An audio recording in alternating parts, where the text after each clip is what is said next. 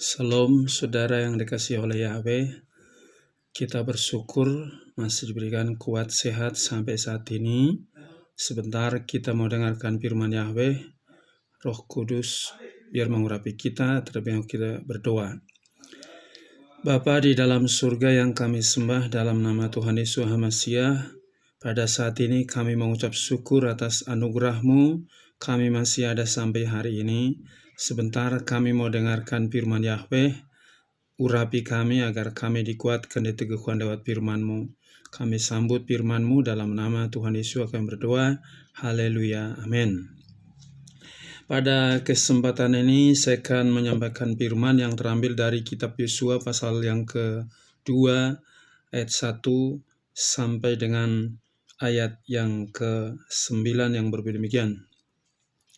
Dan Yosua anak Nun mengutus 2 orang keluar dari Sitim untuk mengintai secara diam-diam, seraya berkata, pergilah periksalah negeri itu dan Yeriko. Dan mereka pergi dan masuk ke dalam rumah seorang wanita, seorang pelacur, dan namanya adalah Rahab.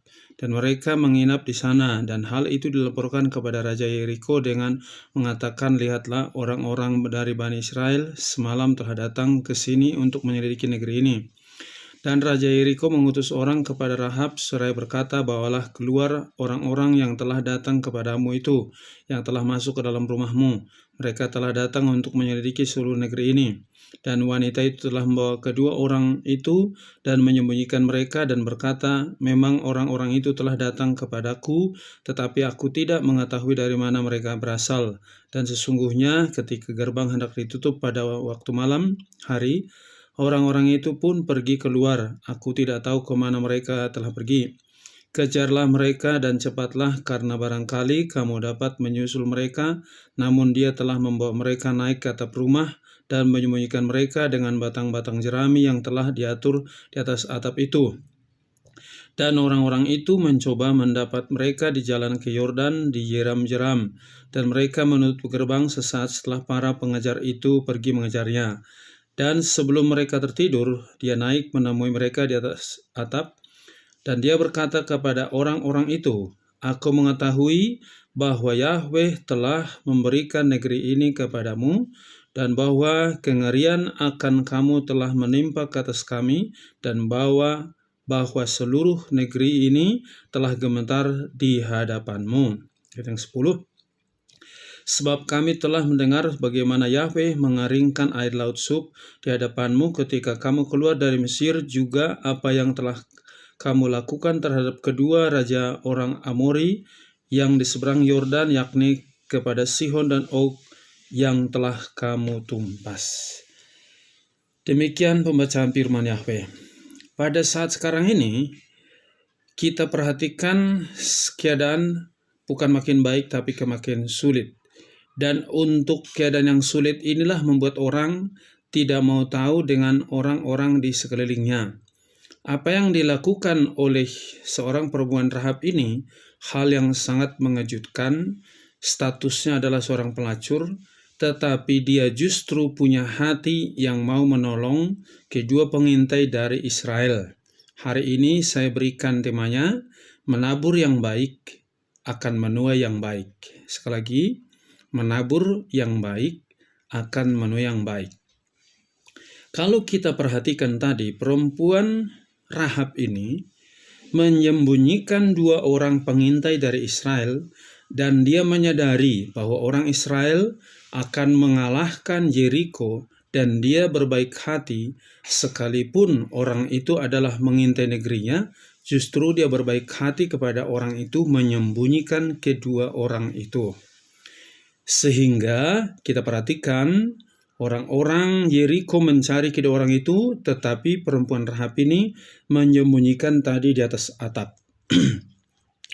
Dan perempuan ini berkata kepada mereka, ya, pada waktu nanti negeri ini sudah menjadi milikmu, ya, dia berkata memohon. Di ayat 12 sampai dengan 13. Dan sekarang bersumpahlah kepadaku demi Yahweh, karena aku telah memperlakukan kamu dengan kebaikan, maka kamu pun harus memperlakukan keluarga ayahku dengan kebaikan dan harus memberikan kepadaku sebuah tanda percaya dan harus membiarkan hidup ayahku dan ibuku dan saudara-saudaraku, lelakiku dan saudara-saudara perempuanku dan segala yang ada pada mereka dan harus melepaskan nyawa kami dari maut. Kita perhatikan ini permohonan perempuan Rahab. Dia tadi memberi, yaitu menabur kebaikan kepada penguntai itu. Dan kita perhatikan setelah orang Israel mengelilingi tembok Yeriko itu selama yaitu 6 hari, setiap hari 1 kali, dan hari yang ke-7 mereka mengelilingi 7 kali, dan pada hitungan ke-13 mereka bersorak, maka runtuhlah tembok Yeriko itu. Dan kita perhatikan bahwa setelah runtuh tembok Yeriko itu, maka Yosua mengatakan kepada kedua pengintai itu dalam Yosua pasal 6 ayat yang ke-22 sampai demikian ayat 25 dikatakan demikian. Lalu Yosua berkata kepada kedua orang yang telah mengintai negeri itu, masuklah ke dalam rumah wanita pelacur itu, dan bawalah wanita itu keluar dari sana, serta semua orang yang ia miliki, sebagaimana kamu telah bersumpah kepadanya. Lalu orang-orang muda itu, para pengintai itu, masuk ke dalam dan membawa Rahab keluar, juga ayahnya dan ibunya, dan saudara-saudara lelakinya, serta semua yang ia miliki. Jadi mereka membawa seluruh keluarganya, lalu menempatkan mereka di luar perkemahan orang Israel. Lalu mereka membakar kota itu dengan api, juga segala sesuatu yang ada dalamnya. Hanya mereka memberikan perak dan emas, serta bejana-bejana dan tembaga, dan dari besi kepada perbendaharaan bait Yahweh. Demikianlah Yosua membiarkan hidup Rahab pelacur itu dan keluarga ayahnya serta semua yang ia miliki, dan dia hidup di tengah-tengah orang Israel sampai hari ini karena dia telah menyembunyikan para utusan yang Yosua utus untuk mengintai Yeriko. Ada hal yang sangat menarik di sini. Semua penduduk Yeriko mati dibunuh oleh tentara Israel. Tetapi perempuan Rahab, ayahnya, saudara laki-lakinya, keluarganya diselamatkan. Kenapa bisa terjadi demikian? Karena dia sudah menabur yang baik, maka dia menuai yang baik. Dari pelajaran ini, kita mau belajar di dalam situasi kesulitan di zaman sekarang ini, kita belajar juga untuk menabur yang baik sekalipun keadaan kita tidak menyenangkan. Seperti perempuan ini tadi, dia statusnya pelacur tapi masih bisa berbuat baik, menolong orang. Jangan lihat statusnya tapi sikap hatinya. Maka agar kita bisa menabur yang baik, yang pertama-tama harus melihat kemahakuasaan Yahweh itu. Untuk mengerjakan sesuatu yang kita kerjakan harus melihat kemahakuasaan Yahweh itu. Dalam Yosua pasal 2 tadi, ayat yang ke-8 sampai dengan ayat yang ke-10, saya baca ulang, dikatakan demikian. Dan sebelum mereka tertidur, dia naik menemui mereka di atas atap, dan dia berkata kepada orang-orang itu, aku mengetahui bahwa Yahweh telah memberikan negeri ini kepadamu, dan bahwa kengerian akan kamu telah menimpa ke atas kami, dan bahwa seluruh penduduk negeri ini telah gemetar di hadapanmu. Sebab kami telah mendengar bagaimana Yahweh mengeringkan air laut Sub di hadapanmu ketika kamu keluar dari Mesir, juga apa yang telah kamu lakukan terhadap kedua orang Amori yang di seberang Yordan, yakni kepada Sihon dan Og yang telah kamu tumpas.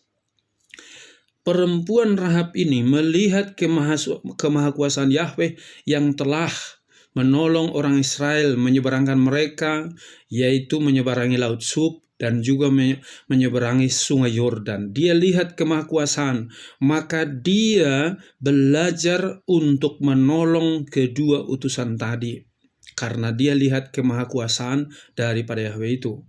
Yang kedua, apa yang harus kita lakukan agar kita bisa menabur yang baik? Mendengarkan firman Yahweh dan melakukannya. kita perhatikan bagaimana seorang yang Nabi Elia datang kepada seorang janda di Sarfat yang disuruh untuk memberikan minum dan memberikan roti kepadanya. Janda itu berkata, "Tuan, kami tinggal makan sekali lagi, tepung tinggal sedikit lagi. Bagaimana kami bisa untuk memberi kepadamu? Sementara setelah kami makan ini kami mati." Tetapi itu dalam 1 Raja-Raja pasal 17 ayat 14-16. Tetapi Nabi Elia berkata, "Buatlah terlebih dahulu kepadaku, dan baru buat kepadamu. Maka ingat ya, bahwa tepung dalam tempayan itu, minyak dalam buli-buli tidak akan berkurang." Dan janda itu dengarkan firman dan melakukannya. Betul, janda itu dipelihara oleh Yahweh karena dia mendengarkan dan melakukan firman Yahweh. Dia menabur yang baik, maka dia menuai yang baik. Orang lain kelaparan, tapi dia tidak kelaparan. Di saat dia kesusahan, makan tinggal satu kali lagi, tapi justru belajar memberi. Di dalam Amsal pasal 11 ayat 24 dikatakan, ada orang yang menyebar harta tetapi bertambah kaya, tetapi ada orang yang benar-benar berhemat malah berkekurangan. Justru janda tadi di saat berkekurangan justru dia memberi. Maka kita perhatikan di sini, yang menabur harta tetapi bertambah kaya. Artinya dia bukan kelaparan tapi dipelihara oleh Yahweh. Yang ketiga, apa yang harus kita lakukan supaya kita bisa menabur yang baik? Belajar di dalam kesusahanmu tetap menabur. Sekali lagi, belajar di dalam kesusahanmu tetap menabur. Seperti ketika Yusuf dibuang ya ke Mesir, terus dijadikan jadi pembantu, dijadikan menjadi budak, dituduh berzina dengan istri Potifar, masukin ke penjara. Di dalam penjara bawah tanah, harusnya dia bersedih, merenung nasibnya, tapi justru ada pegawai Firaun datang di sana, dia justru menolong mereka. Di dalam kesusahannya, Yusuf masih tetap untuk menabur. Itu nanti saudara lihat dalam Kejadian pasal 41 ya, ayat yang ke-14 sampai dengan ayat yang ke-42. Karena Yusuf menabur yang baik, ketika pegawai Firaun itu lepas dan satu saat Firaun bermimpi, tidak ada yang bisa mengartikan mimpi Firaun itu, maka pegawai Firaun itu mengingat, di penjara dulu ada yang nolong kami, panggil dia. Dan Yusuf dipanggil, maka dia dipotong rambutnya, dipakai pakaian yang bagus dan menghadap Firaun, dan Yusuf mengartikan mimpi Firaun. Karena Yusuf bisa mengartikan mimpi Firaun, maka dia diangkat menjadi pemimpin yang nomor 2 di Mesir selain daripada Firaun itu sendiri. Kita lihat di sini, kenapa Yusuf bisa menerima itu? Karena dia menabur pada saat dalam penjara, menabur yang baik, maka dia menuai yang baik. Yang keempat, yakinlah, lambat atau cepat, apa yang kau tabur pasti kamu menuai. Lagi, lambat atau cepat, apa yang kamu tabur pasti menuai. Seperti Yusuf tadi, dia menabur. Pada waktu dia menabur kebaikan kepada pegawai Firaun itu, bukan langsung saat itu Yusuf dipanggil, lama baru diingat.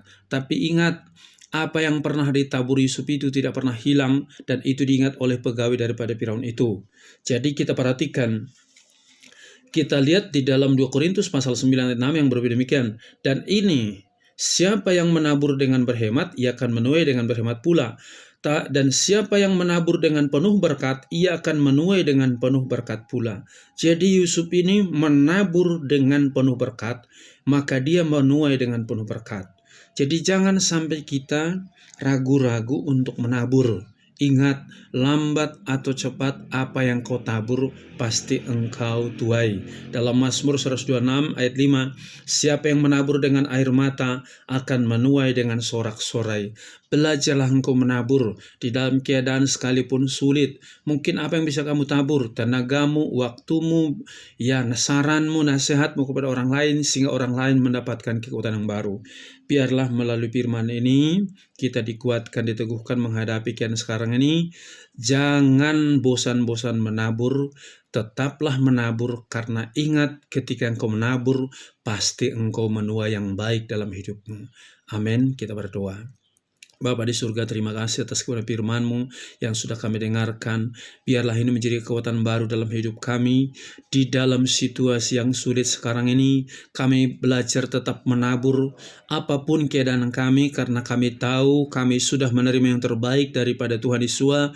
Kau telah menebus dosa kami dan memberikan jaminan hidup kekal kepada kami. Maka kami belajar menabur di dalam hidup kami kepada orang-orang di sekeliling kami. Terima kasih Bapa. Biarlah firman-Mu itu tertanam dalam hati kami, berakar, bertumbuh, dan berbuah. Berkati anak-anak-Mu, bapak-bapak, ibu-ibu, pemuda, remaja, anak-anak, juga seluruh gereja-Mu. Engkau berkati seluruh hamba-hamba-Mu. Engkau berkati bangsa dan negara kami, Engkau berkati. Terima kasih Bapa, di dalam nama Tuhan Yesus kami berdoa. Haleluya. Amin. Shalom. Yahweh berkati.